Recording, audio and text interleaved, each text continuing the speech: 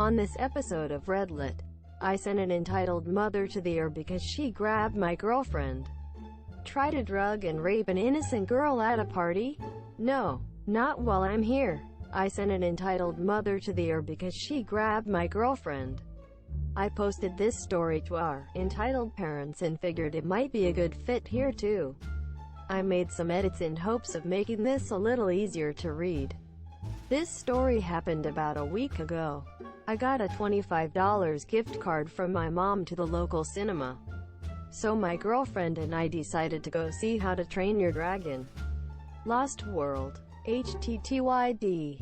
For context, my girlfriend's a petite beauty from Venezuela, so people sometimes mistake her for a child.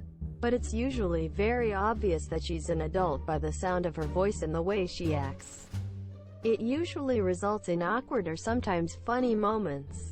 But this was not one of those moments.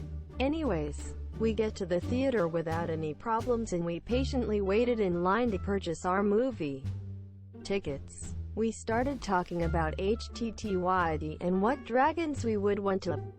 She loves Astrid's dragon Stormfly because her favorite color is blue and she likes its ability to shoot spikes.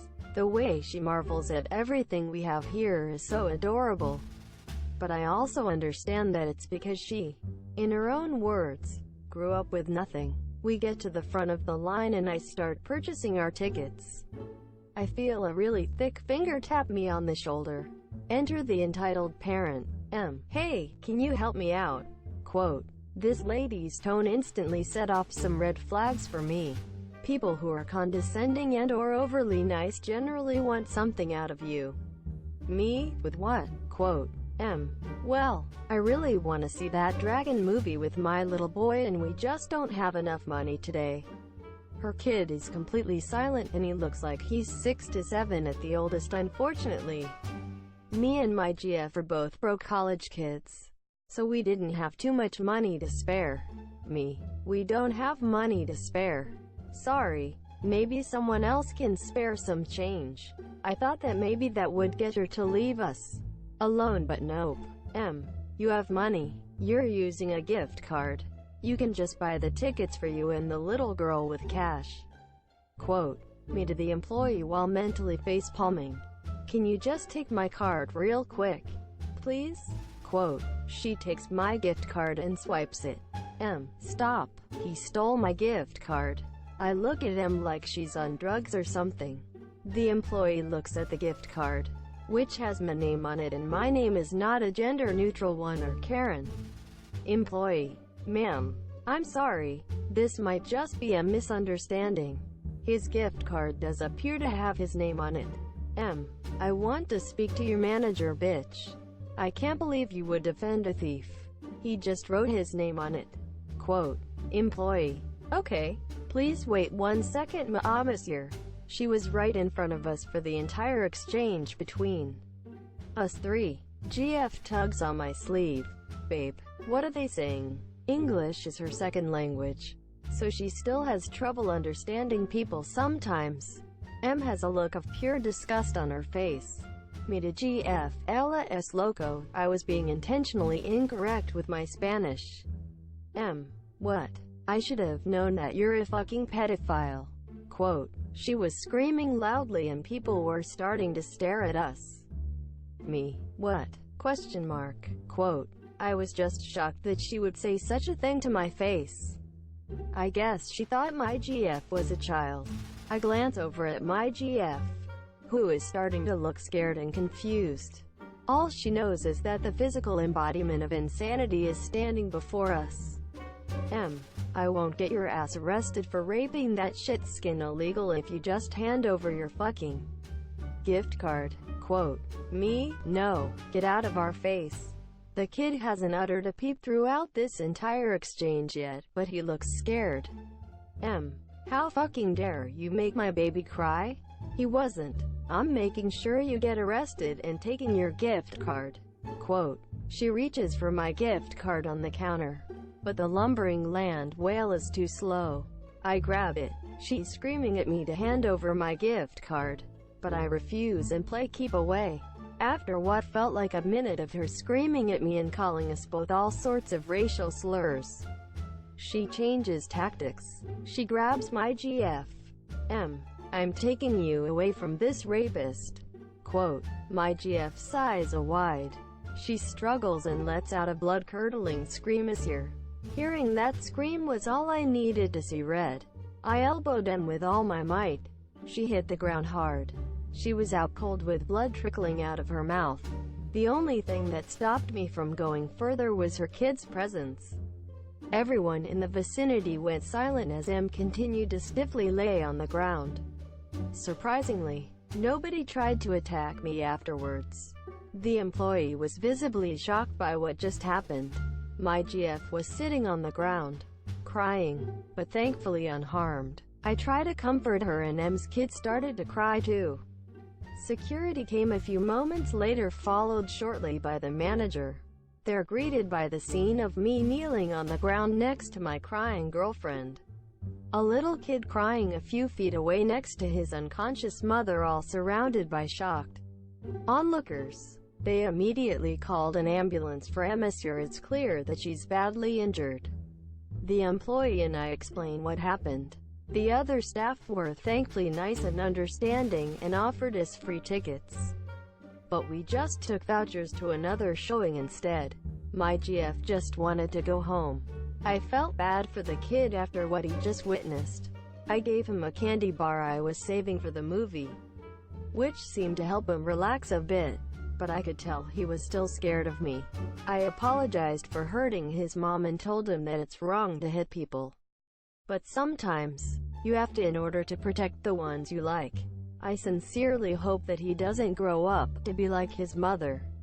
I'm not sure what happened to the kid.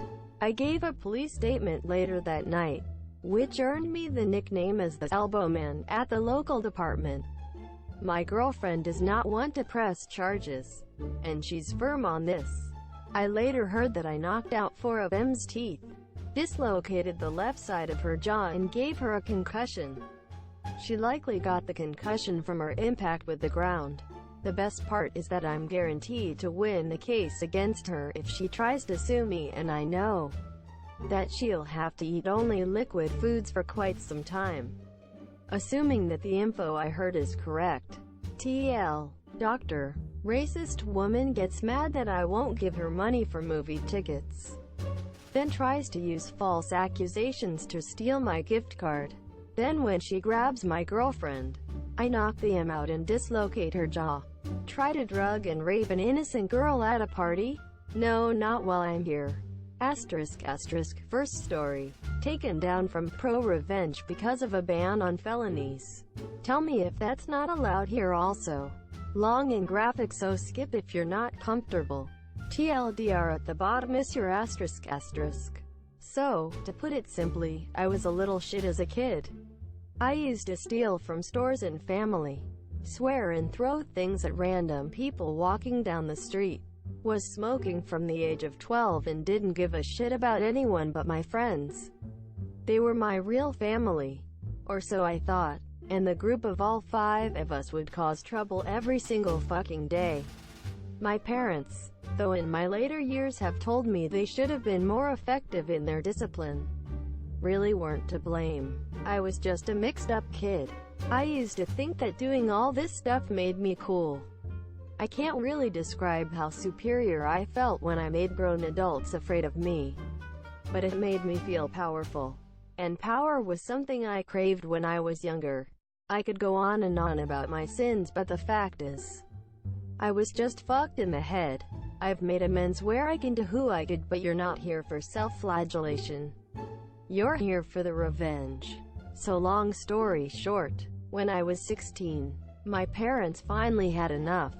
And despite all my tantrums and screaming and even some physical violence against my dad, they decided to put me in a school for troubled youth. I call it a school, but what it really was a military institution that taught discipline in the most brutally effective ways while throwing in some literacy and numeracy classes along the way. Without going into too much detail, I'll say that this school changed me. While aggressive, violent, cocky and near homicidal when I was first dumped on their doorstep. The men who ran this camp broke me down. I was there for just over a year. No phone calls, no visits home, no access to the outside world. For one whole year, I had this camp and these counselors. These real-life hard-ass men teach me just how much of a shit stain I really was. By the end of my second summer, I was a changed kid. I had fought and screamed and gotten my ass kicked more times than I can count, but eventually, I was beaten down. These men taught me that real men simply don't act the way I did, and that the type of path I was headed down would lead me either in jail or dead. They were brutally honest about it. Especially this one counselor *J*. By the end of my stay, I considered Jay a second father. Though I hated him at first for making me feel inferior, he really did me a favor teaching me how toxic my behavior was. And to this day I still think of him as something of a hero. He was the main person who deemed me ready to return home. But the backstory is getting really long, so let's get to the real story. When I returned home, I had changed from an abusive little prick to a somewhat civilized young man, ready to take on my last year of high school. I was nervous to go back, since I had adapted to the disciplinary school lifestyle, but I was also excited.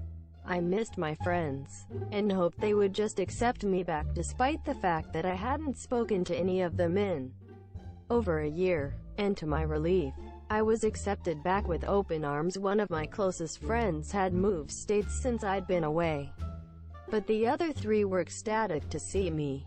Over the next few weeks I settled down. I didn't spend a lot of time with them outside of school. My parents were kind of testing how much I've matured since returning, and were setting boundaries on when I could go out, how long I could stay out, and where I could go, etc. I was determined to prove to them I wasn't the same fuck-up that had ruined their lives all those years. So I followed their rules, and so only really talked to my friends during school. All of this is relevant because of what happened next. I had joined the school football team all three friends were a part of, and one evening after practice, all my teammates were in the gym, sweaty and dirty but pleased with ourselves. I was laughing and chatting with my three best friends so much I didn't really notice that we were the last left in the gym this year, but that's when the conversation started turning bad. One of my friends, I'll call him F1, friend 1, for simplicity, started telling me about a college party they were all planning on going to, and how they'd been crashing college parties for a few months now, since it was easy access to girls and booze. I was hesitant about it because I didn't think my mom and dad would agree to let me go. But then F1 started talking about this girl he was planning on inviting. A girl who went to the same school as us, but not one I thought F1 had any real relationship with.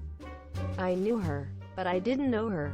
He started to tell both my other friends and me that he'd been trying to get her into bed for a while and she kept making excuses, so he planned on taking her to the party and finally smashing. When I asked him, in a joking way, what makes you so sure she won't reject you again, he looked me dead in the eye and said as casually as you please, the most chilling sentence I have ever heard in my entire life. I'm just gonna slip something in her drink. It'll loosen her up, no problem, monsieur. At first I just kind of awkwardly laughed, thinking it was some fucked up joke, but they weren't laughing with me. When I asked him if he was serious, he told me he was sick of her bullshit games and knew she was just stringing him along, and that the pills would just make things easier. I could not believe my fucking ears. I excused myself from the conversation pretty quickly and practically bolted home, most likely driving through several stop signs, but I really don't remember. I spent the whole night convincing myself my friends were just messing around. A few more days pass and the conversation in the locker room is all but forgotten, though they hadn't shut up about the party, and kept insisting that I just sneak out and join the monsieur I got called a pussy repeatedly for. telling them I wasn't going because of my parents. But again, I just brushed it off. Then the shit finally hits the fan. During yet another after-school training session, we all end up the last in the lockers. And F1 does something I never would have expected in 1,000 fucking years. All three of them have been talking about the party this whole time. Then F1 starts rummaging throughout his gym bag. He tells us all to look at this and tosses F2 a small bag of little pink pills. Immediately, I feel the blood drain from my face. And like a bomb's going off in my head, the voice in my mind is screaming, "Holy shit. This is really happening. This is serious. Holy fucking shit." It's really hard to describe what I was feeling when F1 started going into detail about how he planned on inviting the girl to the party, slipping something into her drink and making use of one of the frat boys' bedrooms for a few hours. I was sick, like literally could have hurled everything from my stomach all over the floor as I listened to all three of them talk about how awesome the party was going to be after just describing how they were planning to rape a girl. I couldn't take it, and again I ran off. I actually did end up puking later that night, going over and over in my head what the fuck I had just witnessed. I almost couldn't believe it. These three boys had been my friends for 15 years. I thought of them as my own family. Thought I knew them better than anyone. But 1 year away in this, I'll tell you that I actually broke down crying that night. I'm not ashamed to admit it. What I am ashamed of is how long I took to actually get a grip and handle it. I knew I should have told someone, but in some fucked up way, my loyalties were still screwed. Don't crucify me for it. I know now what I should have done. But I was 17, and these were my best friends. I didn't want them to get into trouble. But at the same time, I knew I couldn't let this shit go down. So instead of reporting all I'd heard to an adult like a normal fucking person, I decided I'd sort it out all on my own.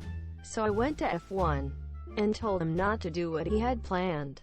Told him it was stupid and dangerous and would ruin both his life and the life of the girl he was planning on drugging. He didn't even blink. He got right in my face and told me that the school I got sent to had turned me into a pussy. That he hated how much I'd changed and had been trying to change me back with F2 and F3.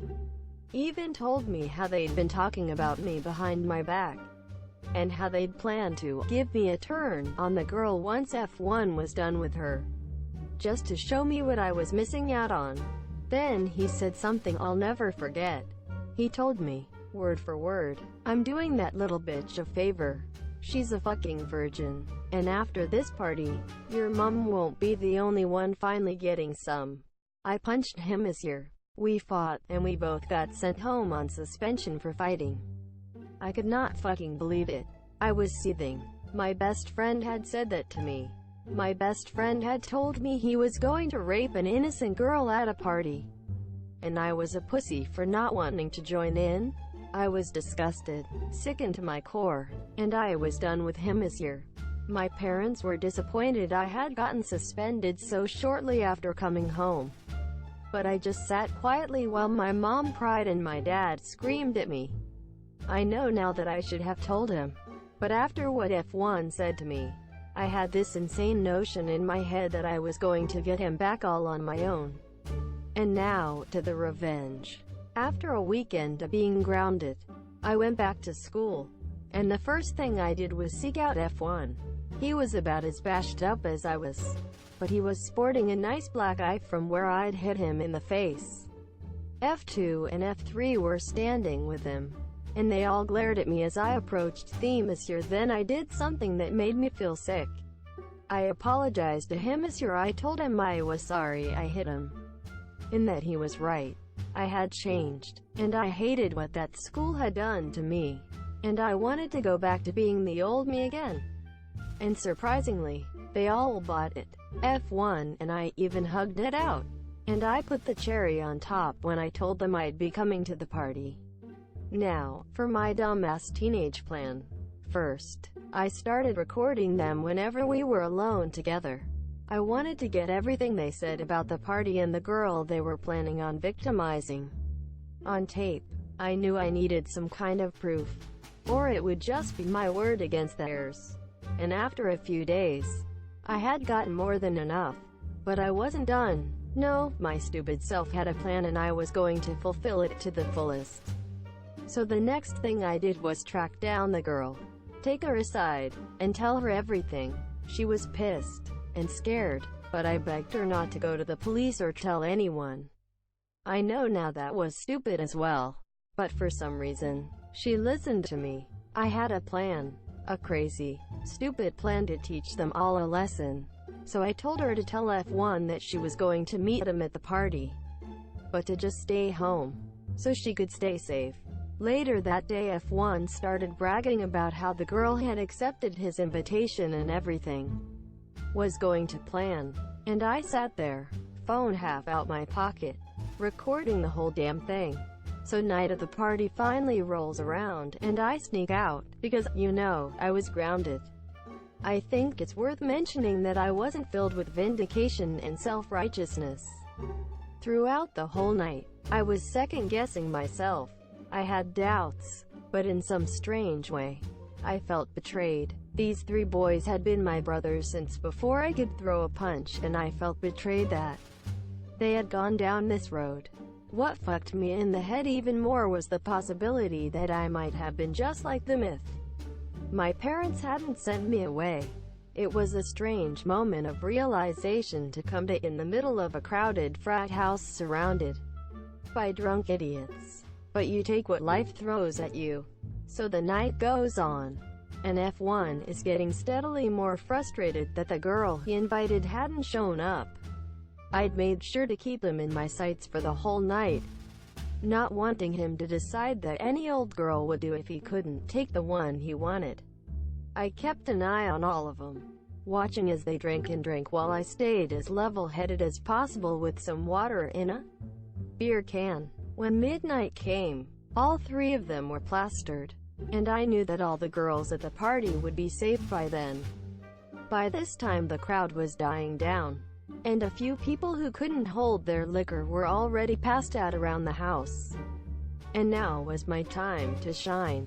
While all 3 of them were occupied with a drinking game, I hunted in F1's bag and found the bag of little pink pills.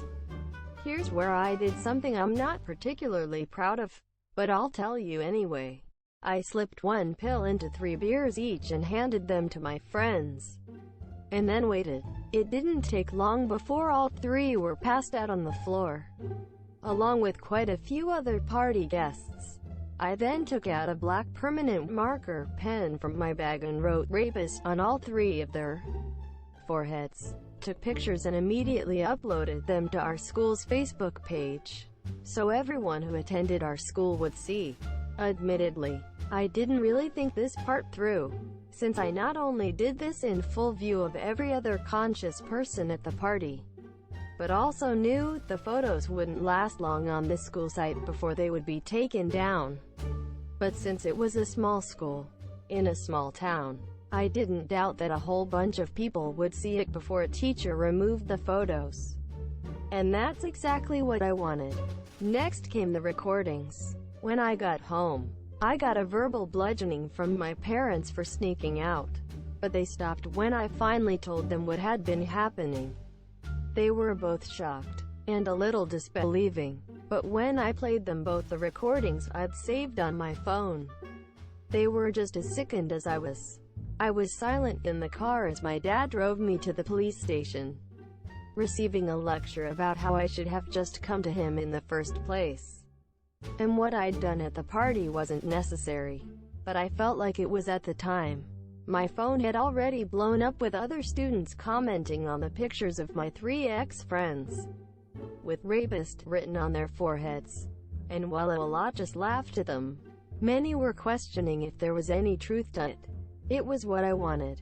I wanted everyone to know who they really were, so they had nowhere to hide. The hours at the police station were admittedly very scary. I was still debating with myself whether or not I did the right thing. But my friends had chosen their own fate. I still felt hurt and betrayed. They'd allowed themselves to become this way. And even though I felt a little guilt for potentially ruining their future, I did what I thought had to be done. And long story short, the recordings were enough to get them all on charges of planning to commit a crime. Since the girl F1 had been planning on drugging had been named, her parents were understandably furious, and demanded all 3 of my ex-friends be arrested. I would have been too, were it not for the girl telling her parents, and the courts, that I had warned her to stay away from F1 and the party. I was charged for my use of an illegal substance, since I admitted to using the pills on my 3 ex-friends, and also for battery, since the permanent marker was seen as a form of assault.